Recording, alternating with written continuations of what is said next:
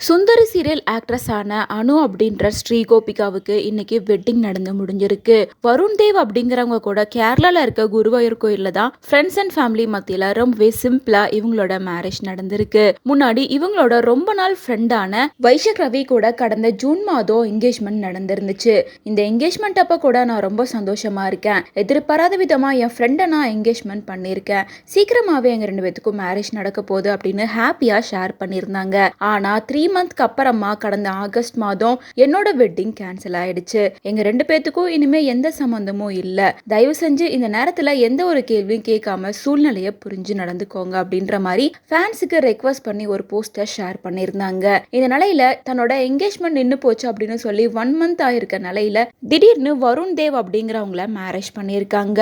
ஸ்ரீகோபிகா இப்ப மேரேஜ் பண்ணியிருக்கிறது யாரு அப்படின்னு பார்த்தோம்னா வருண் தேவ். இவரு ஆஸ்திரேலியால தான் இருக்காரு. ஃப்ரெண்ட்ஸ் அண்ட் ஃபேமிலி மத்தியில அவங்களோட சம்மதத்தோட தான் இவங்களோட வெட்டிங் நடந்திருக்கு.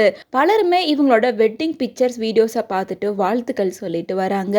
முன்னாடி இவங்களோட பெஸ்ட் ஃப்ரெண்டான வைஷக் ரவி கூட நடந்த என்கேஜ்மெண்ட் கேன்சல் ஆனதை பத்தியும் இவங்களுக்கு வெட்டிங் நடக்காம போனதை பத்தியும் எந்த ஒரு விஷயத்தையும் இன்னைக்கு வரைக்கும் சொல்லாம தான் இருக்காங்க.